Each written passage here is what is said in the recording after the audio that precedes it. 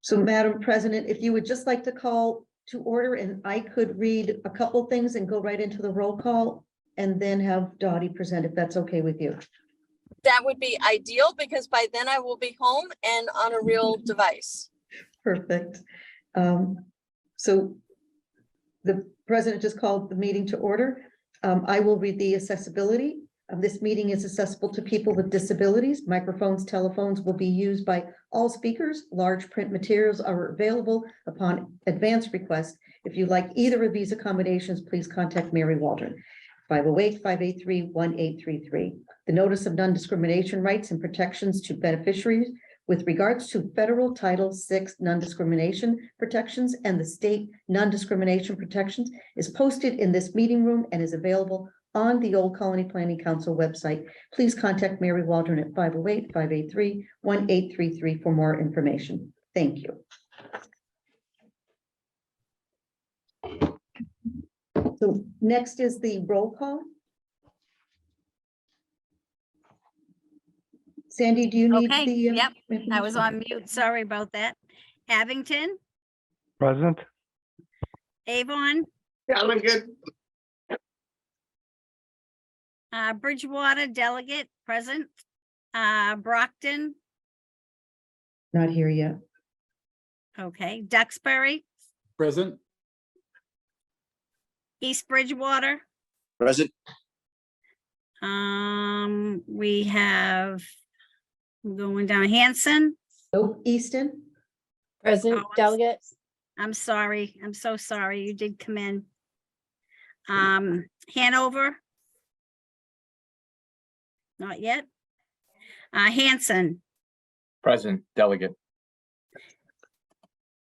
Pembroke, Present, okay, Plymouth, Present delegate. okay, and we have at large. Present delegate. Thank you. Okay, So there is a quorum. I So don't think we missed we're gonna- anybody. Dottie ahead. I'm sorry. So we're moving Dottie ahead on the agenda. So Dottie, you're going to present? If Becky's still in the car, we should let her get home first. well, it's great to see everybody tonight. Thank you for asking me to come to the meeting, and I'm excited to talk to you about MBTA communities. That's not a phrase that everybody hears all the time, so we'll just jump right into this. Megan, if you want to go to the next slide. So for people that don't know, I put this slide in. What is 3A for MBTA communities? This new law requires that an MBTA community shall have at least one zoning district of reasonable size in which multifamily housing is permitted as of right. That's the key, is the as of right part, and it meets other criteria set forth in the statute. It has to have a minimum gross density of 15 units per acre, located not more than half a mile from a commuter rail station, subway station, ferry terminal, or bus station, if applicable, with no age restrictions and suitable for families with children. This is really something that's been coming along for a while now. When I was with the Smart Growth Alliance, we were talking about this, and part of the idea was to encourage development that was around train stations. And as it evolved, it also not only included train stations, but all of these other mobile terminals, as well as adjacent communities that have access to MBTA service, but not necessarily in their own community. Next. So this is just, I cut and pasted this right out of the statute that just kind of highlights the specifics. And I put the link in there in case anybody wanted to take this afterwards and follow it up in more detail. Next.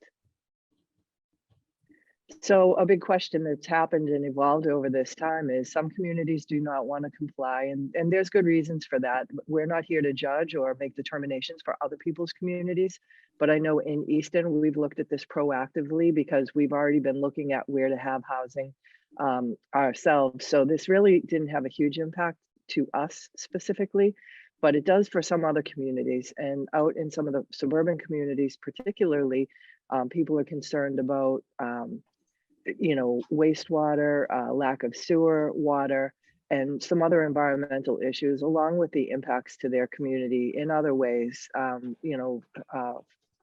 public safety and so forth, just a strain on resources.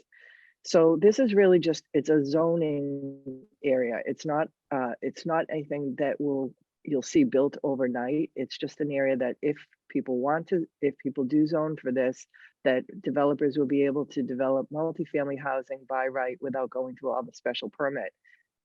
Some communities have, so if you do not comply, you won't be eligible for funds from Housing Choice, local capital project funds, or Mass Work infrastructure grants. Just so people know, local capital project funds, that's money that goes to your housing authority, and it can be a couple $100,000. It's not necessarily the biggest part of the budget, but it certainly impacts. For communities that have benefited from Mass Works, like we have in Easton, it could be a big impact to us. If you want to go to the next one, Megan. So some other communities that are particularly smaller ones have said, we don't get Mass Works grants. We don't necessarily care too much about the grants. We're just not going to comply. And when communities started to do that, the state attorney general released a statement that they're subject to civil enforcement action for non-compliance. So many of the communities that I've spoken with that were, even if they were resistant or confused about it at first, have at least agreed to go through the process, see what it looks like at the end. And at the very end of this, town meeting or city council has to vote on bylaw change. So even if they get a lot of support from it along the way, it could still fail at town meeting. And it's important to just go through the process to really fully understand it so it can be explained to others. The next slide.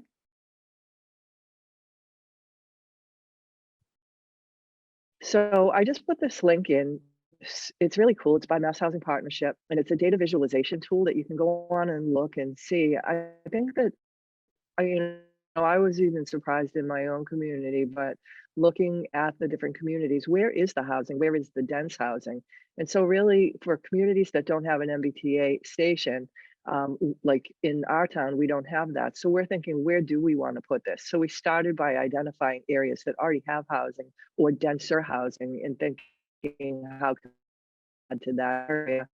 And then to look around the train stations for other areas, it's pretty revealing to see what the density looks like in some of those communities. If you want to go to the next slide. So this is just a screenshot of what this looks like. And I think this was, where was this? Looks like it might have been Halifax. So you can go on to the next one. That was just a quick visual.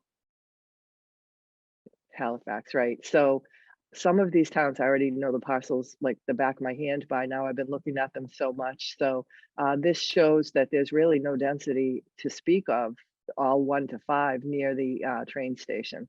Okay, I unmuted myself. All right. Next.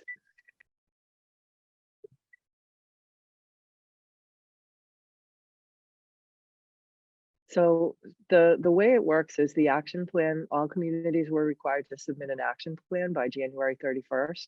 And then after that, there was technical assistance available that communities could sign up for to get help from for the technical assistance in using a compliance tool, looking at their zoning, creating zoning amendments, and getting them prepared for a town meeting vote.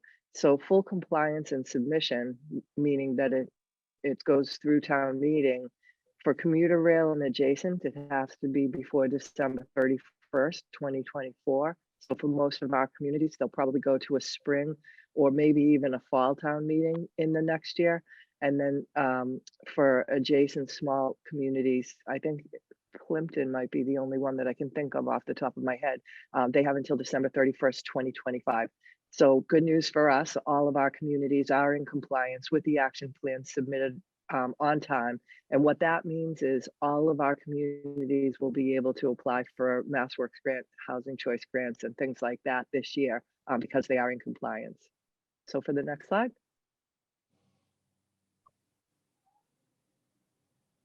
So this is just a regional summary. The top 6 that are in orange are communities that OCPC is working with to help them through the compliance modeling.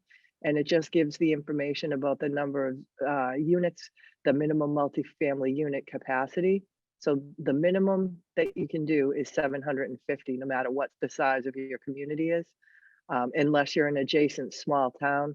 Oh, there's a couple of them actually. I got West Bridgewater. So you and that gives the deadlines and so forth. Next. And this is just a link to the requirements for the sample zoning. There's sample zoning language that communities can use, and then there's technical assistance that's available on a rolling basis for communities that haven't started this yet. I think there might be one more. And this is the last page with the contact information. So I will say that with the 6 communities that I'm working with, some of them are moving faster than others. Hanson has done a great job.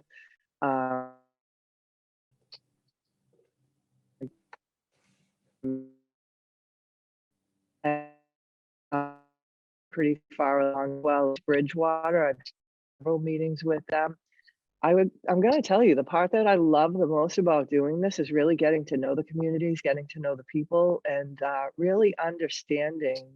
We've, discovered a lot of areas that people are concerned about, which means that we can work to overcome those obstacles.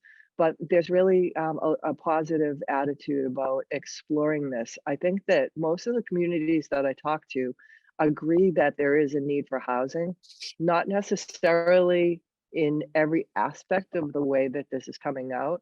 A lot of communities like Plymouth have already done an amazing job with bringing on housing. So they're probably going to be pretty close to compliance when they go through it. And then there's some smaller communities that just think, how are we going to be able to fit this in the community? So whether it goes through all the way or not, at least going through and exploring it and starting the conversation and thinking about what housing might look like in your community has proved to be really fascinating to me. And, I've always looked at it from my own standpoint in my community, but to see it from other perspectives has been a lot of fun getting to know the people in the other communities. So I have a couple of minutes if anybody has any questions. I was just gonna say Dottie has a Board of Selectmen meeting herself, and so if, and again, this was as a result of our delegates coming up with the suggestions about they'd wanted to know more about it was Noreen from Whitman that brought this up. So Dottie, thank you for putting together this presentation. It was in the packet that was emailed out to everyone as well. And if anyone has any questions afterwards or they want to follow up with me, please reach out to me directly. I'd be happy to have a conversation with anyone. Thank you so much, Dottie. Any questions, anybody?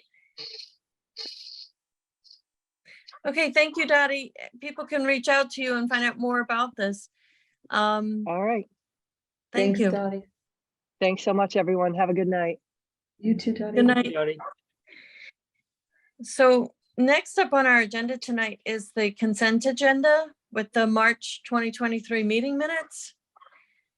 And that just changed a little too quickly for me to see the next item on the consent agenda.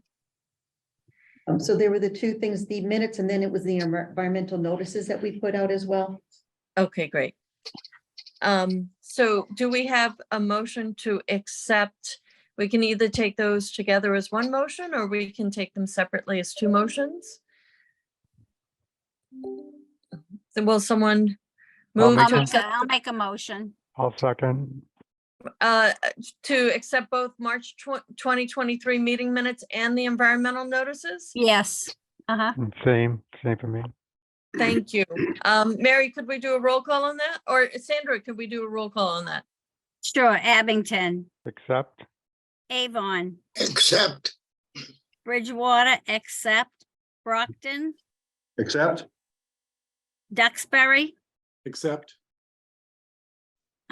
East Bridgewater, Accept. Easton, Accept. okay, Hanson, Accept. Pembroke, Nope, Kingston is here. Oh, Kingston is here. I'm sorry. Accept. Okay. Thank you. Pembroke, Accept. Plymouth, Accept. at large. Accept. Thank you.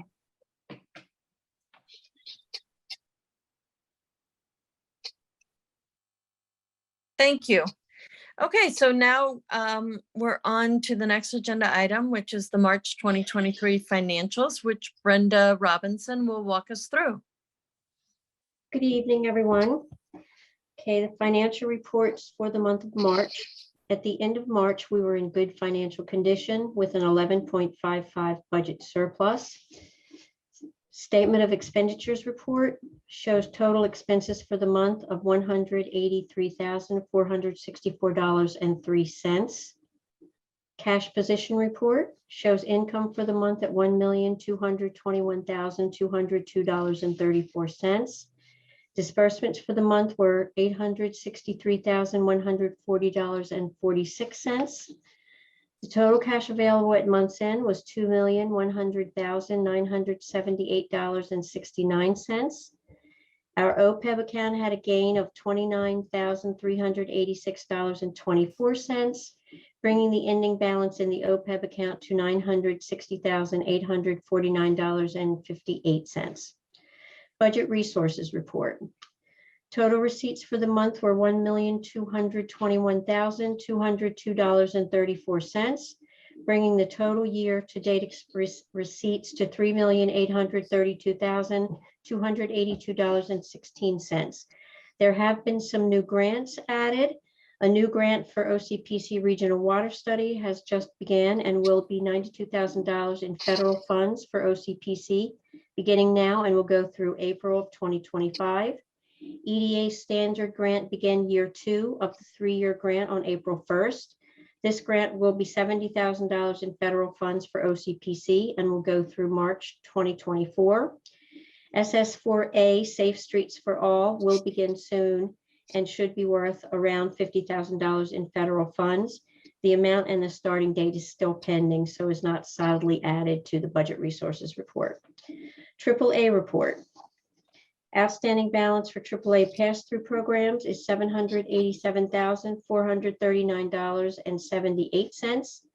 Outstanding balance for AAA admin and ombudsman programs is $215,780.38, bringing the total outstanding balance for all AAA programs to $1,003,227.20.16. The voluntary transportation account. Beginning balance was $174,915.38. Restricted funds payments to volunteers was $807.15. Donations received were $346, bringing the ending balance in the fund to $174,454.23. ROM statement and activity. Balance at the beginning of the month was $171,274.04. Receipts were $7,850, bringing the total receipts to $58,650. Expenses were $7,458.90, bringing the total expenses to $66,168.38. The ending statement balance was $170,205.88. The budget spend down report. Page 1, total expenditures were $1,641,194. The spent to date percentage rate at the end of March was 63.45%. The ideal percentage in the 8th month of the fiscal year would be 75%. So at month's end, we had 11.55% surplus. Page 2, budgeted income shows an increase in income of $197,750. Which was explained earlier in the report related to the new grant funds, as well as adjusting various other grant funds as appropriate. Page 3, pass-through income shows no changes at this time. List of combined AP and cash transfers is the last of the report, and that's the end of the financial report for March. Does anyone have any questions? If there are no questions, do we have a motion to accept the financial report for March? So moved, Becky. Thank you, Frank. Second? Lee Hartman, Plymouth, second. Thank you, Lee. Okay, roll call if you would, Sandra. Yep, sorry. Abington, Accept. Avon, Accept. Bridgewater, accept. Brockton, Accept. Duxbury, Accept. East Bridgewater, Accept. Easton, Accept. Hanson, Accept. Kingston, Accept. Pembroke, Accept. Plymouth, Accept. and we have at large. Accept. Thank you.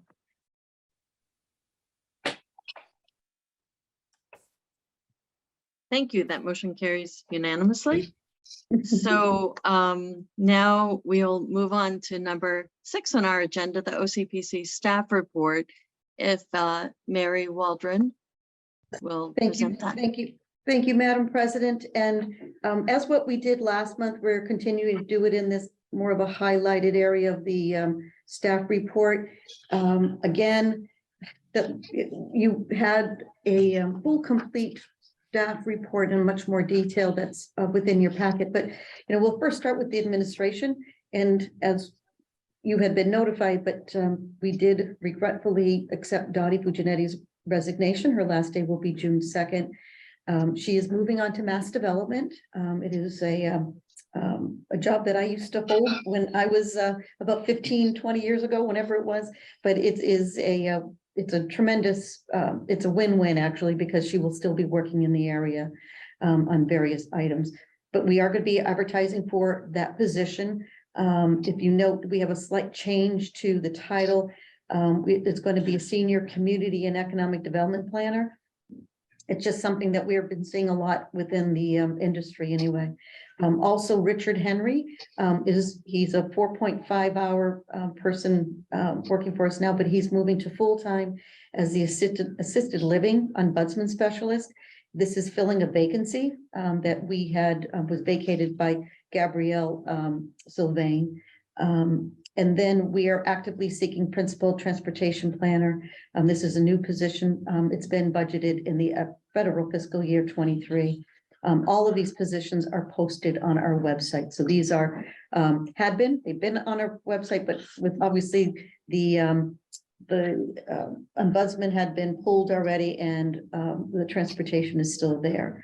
Just moving on to, actually, before we go on to AAA, just because I had just signed on to things, Brenda and the team and members who were part of the selection committee of the new audit firm, it's called CLA. They are tremendous.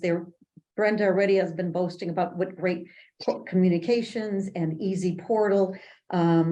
So that really is something that to report out to this organization, is that they're hitting the ground running in terms of documentation. So, the audit, as you know, always tends to be right at the center of everything that we do. And they've been great to work with. So back to AAA, there's an RFP for Older Americans Act Title III funds. It is the application is not only in the staff report, there's a link in there, but it's also on the website. They're going to be due on May 3rd by 4 p.m. David Klein and Sean Noel, those will be the point of contact for the Older Americans RFP. If anybody is interested, please reach out to David, or we can just send out the link to the application in case that you may know. David usually takes the time to go through all of this at our council meetings. Comprehensive planning. There's a West Bridgewater open space and recreation plan. The town is currently working on strategies to protect natural resources. You can read the rest here. This is really West Bridgewater. I was just on the phone with Dave Gagney, the town manager. They've hired a planner. They've got a grants person. The town really is moving along in terms of the work that they want to do, and they want to work more closely with OCPC. So comprehensive planning in terms of West Bridgewater, that's a highlight there. The transportation, I know Bill McNulty, I hadn't recognized the staff that are on here today, but Bill McNulty from the transportation team has been the lead on this, but it's the 400, the award is for 400,000, 320 in federal, 80 for the state match. What OCPC receives out of this is about $50,000 worth of administrative funds. But this is in its way, there was a kickoff meeting, as mentioned in here, on April 13th. So there's a draft agreement underway. There are also 2 road safety audits completed. The drafts are under review. Again, tremendous work by the staff. They've been really working on all of these projects, and it really does take a team effort. When I see the staff go out in their yellow shirts and taking all the data, it's just great. It really is. No one really truly understands what it takes to really get to be behind the scenes and on these. So yeah, I unfortunately wasn't part of that, Chris, but in terms of the Duxbury, I know that the team went out there, and Guo Chung and Ray and Sean and Andrew and Bill and Charlie, the team is just great. So again, for Avon on South Street and then Duxbury and the Economic Development and Housing, the EDA funds, we're waiting. The grants, such as the regional study, we've got all indications that they're positive. It just takes a lot. There's a new portal that Don Sullivan has to work in, but there's also, we applied for Brownfields assessment grant, and then it's the annual EDA planning grant for 140,000. Just those numbers alone are just incredible. And then there's the EDA data dashboard and assessment tool. It's an ongoing work. As with Dottie, she's been the point of contact with Dottie leaving. We're working on transition plan on some of these projects, but again, this is just a high level of all the great work that is being done across the board and sustainability, and that's the full report, which we're not going to go into. So please do take a time to review, and we will have more good news for you when it comes to the May meeting. Thank you so much, Mary. Does anyone have any questions on the staff report that Mary presented or the information that came through our emails?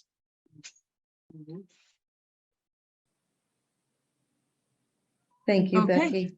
Thank you, Mary. Mary, do you also want to give a quick update on the retirement legislation and the I public will. service hearing? I'm going to be very brief on this. We thought there was the hearing that I attended on April 5th. The Mass Association of Regional Planning Agencies, we were supposed to have gotten together last week, and then we were supposed to get together this week, and it's been canceled. So we do have a lobbyist who we have looking out for this legislation. At this point, there are still the 2 competing legislations, the ones that Regional Planning Agency filed and the ones that the Treasurer's Office filed. What we have done internally is looking at some of the other regional entities that are under the guise, but our intention is that we feel very much that we are a government entity, so we should be treated very much like if we're the MassDOT or EPA or DEP, those type of things. But they want us to treat us more that we should be contributing. So I've asked Brenda to put together a little chart for us. I'm not going to present it today, but just internally, like what would a 1% of our salaries contribution cost us? What would a 2% cost us? What would a 3%? We have a breaking point, because as we come into that and as we're going into the budget period, I want to know what that is, and that's for planning purposes. I don't feel that we're going to, I think the worst case scenario is that nothing's going to be done. So we continue on as we are. I want to say it's not really the worst, but it's the situation. The absolute worst would be that if the committee would decide that we have to pay at a 6 or 7%, that would be detrimental to us. It would be detrimental if we had to pay back the number of years that we had not contributed, which is one of the things that the Treasurer's Office was proposing at one point. What I'm hearing from the chairs is that they're looking to have a compromise. Mass Association Regional Planning Agencies have a team, and then the Treasurer's Office has a team, and just getting them together is where we are. So I don't have any other information than that, but we keep this on our agenda since I think I came to the realization about what it really is. And so it keeps, it stays on for the finance committee and stays on for this committee. So status quo right now. And as soon as we hear anything, we'll continue to have communication directly with not only just the president of the council, but also the members too. Thank you, Mary. Yeah, that is always a big number item. Does anyone have any questions for Mary right now? Or are we gonna just wait and hopefully next month we might know a little more? Okay. So next up, we have Charles Kilmer, our Deputy Director and Transportation Director, who is going to address the FFY 2023 to 2027 TIP Amendment 3 and the 2024 to 2028 TIP. So Charlie, you can take those. We'll start with the amendment number 3.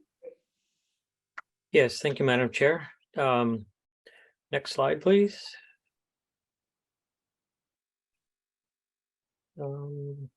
Next slide. Yep, perfect. So one of the things that my colleague Bill McNulty has been working on, he's a TIP manager, and we had an MPO meeting earlier this month, and Brockton has been expeditiously working on applying for discretionary grants through the bipartisan infrastructure law. And they had a very nice application, and fortunately they were awarded a smart transportation grant. And that's the genesis of this TIP amendment, because the federal award amount has to be programmed into the TIP.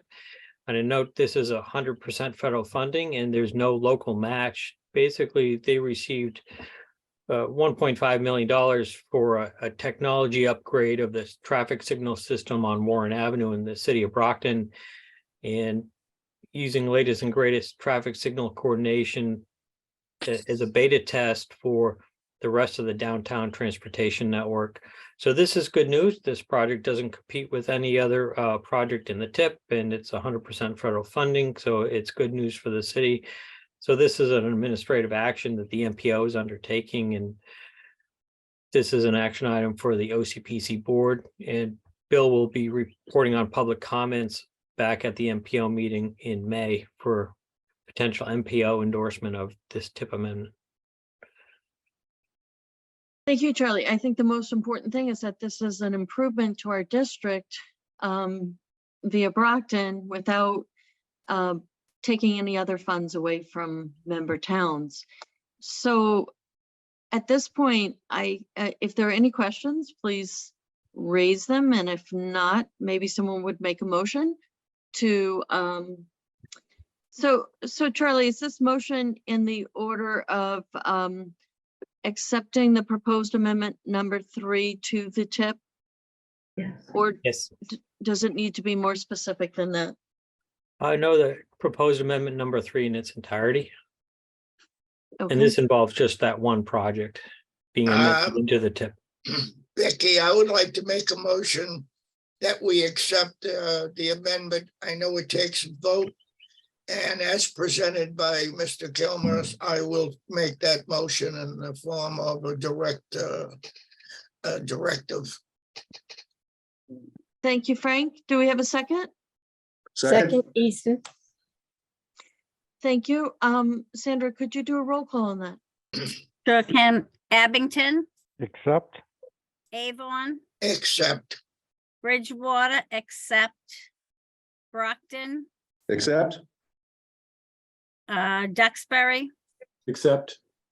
East Bridgewater, Accept. Easton, Accept.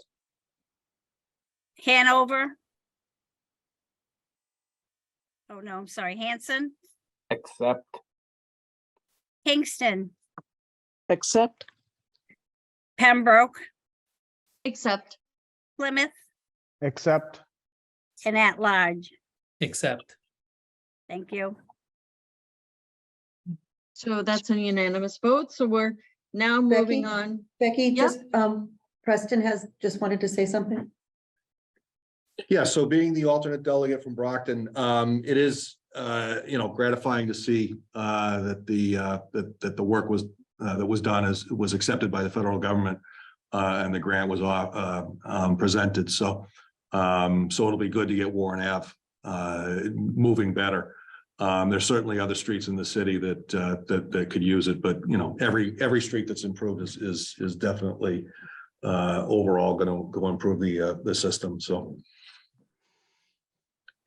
And, you know, I'm over in Pembroke, a neighboring, not direct neighbor, but part of the region. And every time Brockton makes efforts to get this money into to our area and improve Brockton, I think it helps all of the surrounding communities. So we appreciate Brockton's efforts in the work on its own behalf, helps all of us.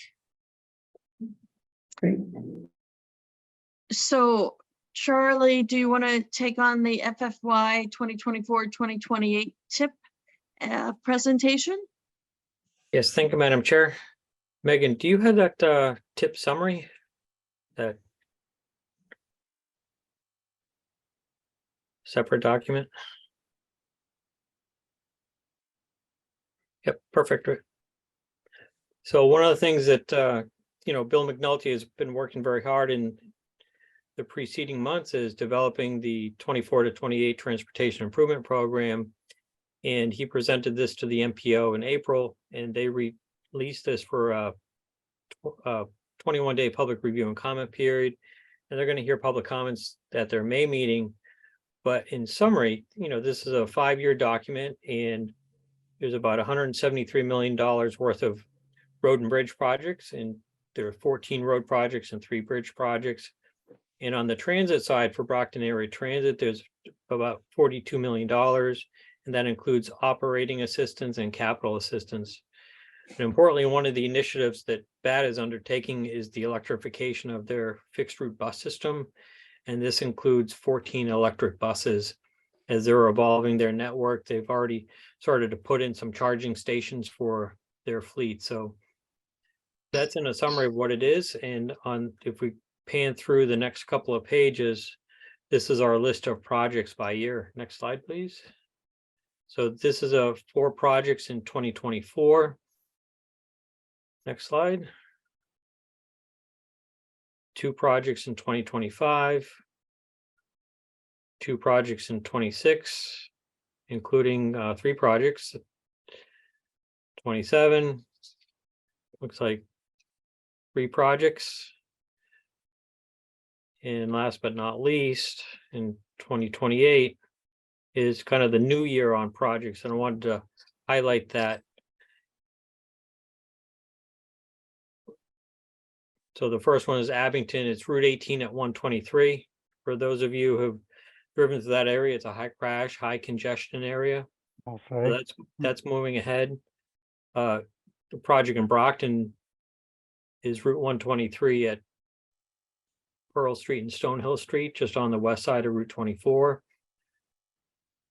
Next, we have in Duxbury, Powder Point Bridge, advanced construction.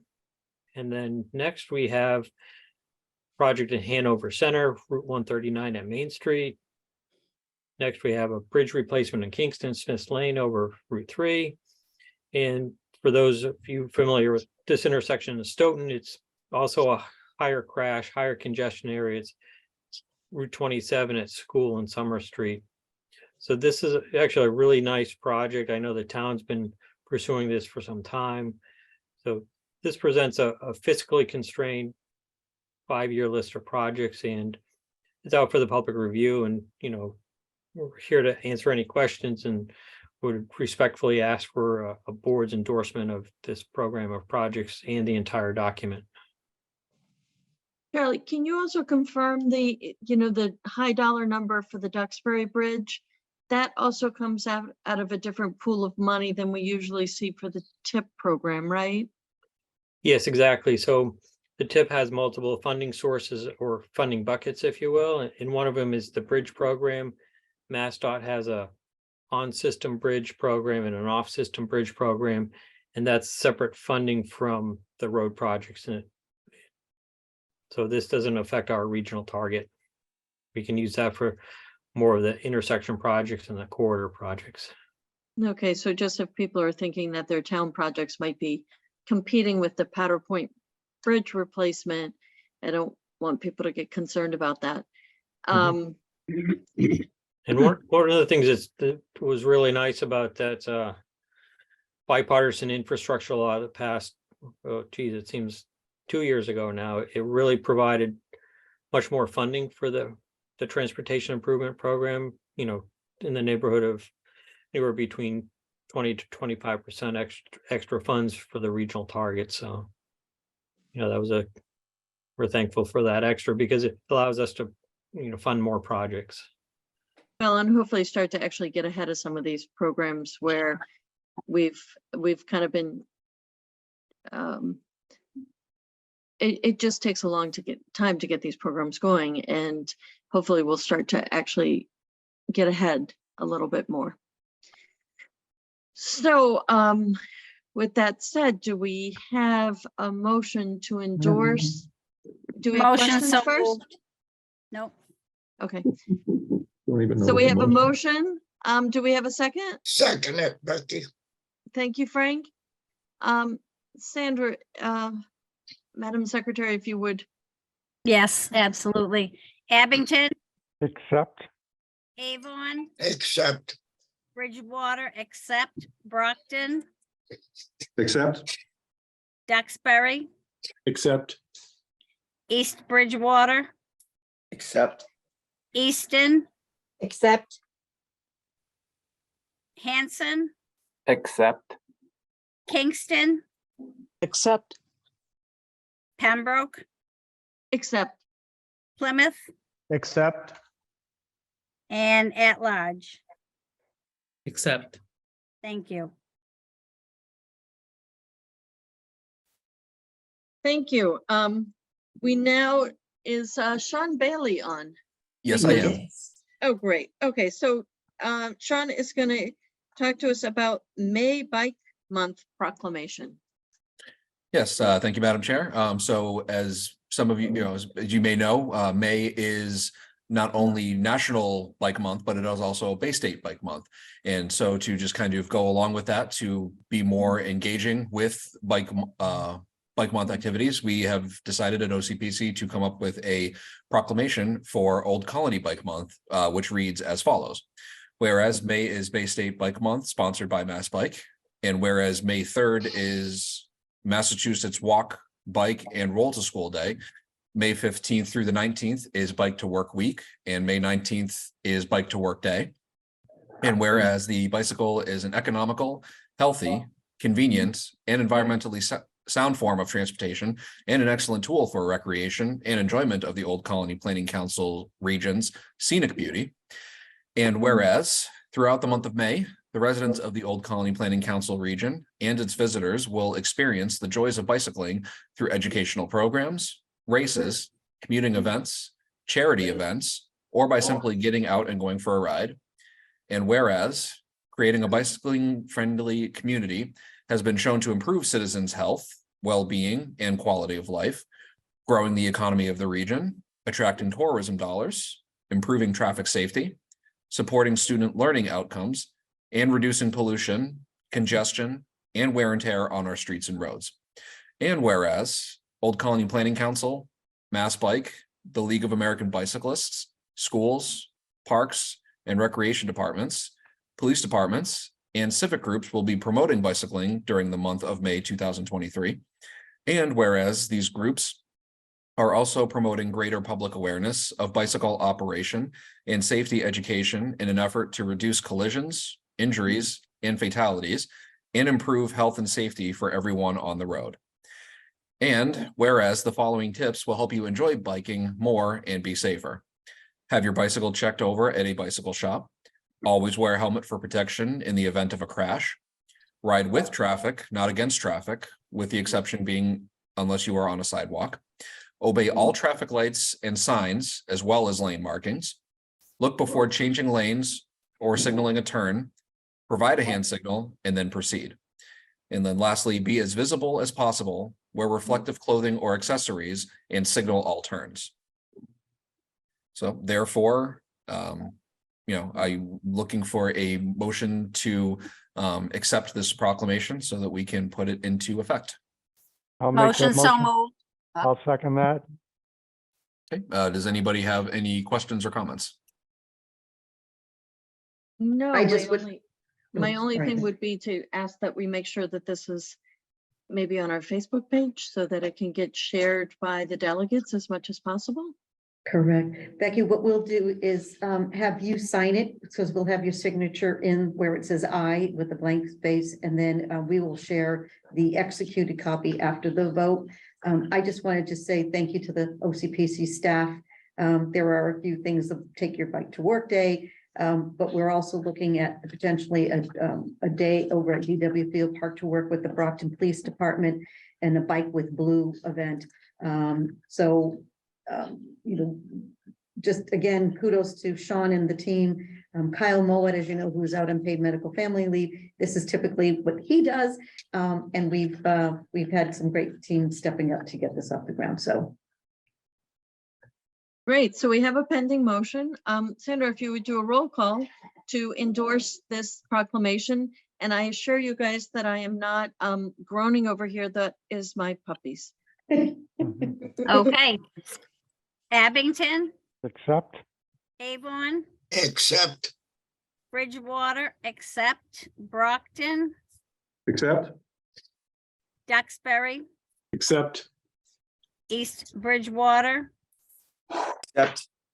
Easton, Accept. and Hanson, Accept. Kingston, Accept. Pembroke, Except, Plymouth, He checked out. he Yes. checked out, You did, yep.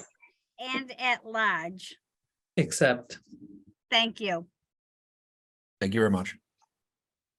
great, thank you. So now we just have we keep on our agenda to ask if there are any ideas for future topics and presentations at these meetings. If you would either bring them up now or send a note to Mary and let Mary know, you know, any details about your suggestion, any ideas that we should put out to the board now. Yeah, this is Preston Huckabee, Brockton. My firm has a couple of contracts with Mass DOT, and one of them is doing small bridge designs. The small bridge program, which was initiated a couple of years ago, was very popular. And MassDOT has chosen to continue it under a different format. I gave a presentation a couple of years ago on how that was being implemented, and right now they're still in the process of trying to figure out how they want to work the changes. And there is some confusion even within the department and within the consulting field. So once things are sort of settled down, what I would like to do is give a brief presentation in the next couple of months on how that's being re-implemented, and so that you can take it back to your communities and let your town governments know that there is funding available and this work is still going on. So. All right, thank you, Preston. So Mary, if we'd add that to the list of items for the upcoming months. Our next meeting, we have a finance audit committee on May 30th and then in June 27th. Our monthly council meeting is May 31st. And then on June 28th, we have an annual meeting where we are encouraging in person. And I think, yes, right now, Megan has prepared an invitation, which will also be distributed to everyone. So Yes. Wednesday, June 28th, 6 o'clock, OCPC office, if at all possible, come in person. There will be refreshments. We will also have a hybrid setup so that people who can only attend on Zoom will be able to attend on Zoom. And we'll be able to communicate with them in the room, but it's sort of an opportunity for us to collaborate a little bit more in person at our annual meeting. So hopefully a good number of us can make it on June 28th. So please put that on your calendar. Anything else on that, Mary? No, there isn't, nothing on that. Again, all this information will be set up. It has been, there've been several people, whether it's been Val or Frank or you, Becky, or some others who really want to get members back together a little bit. Maybe not perhaps every single meeting, but just to get a little bit more of, the conversation. So the annual meeting on June 28th is going to be a wonderful opportunity. The other thing, and I did cut David Klein off, but he did want to say that May is also the Older Americans Act month. And so we'll do something to celebrate that in another way and make it to be respectful. So that will be May as well. Okay, thank you, Mary. All right, so with that said, I think I would welcome a motion to adjourn. So moved, Madam Chairman. Thank you, Frank. A Second. second? Sandra? Yep. Okay, roll call?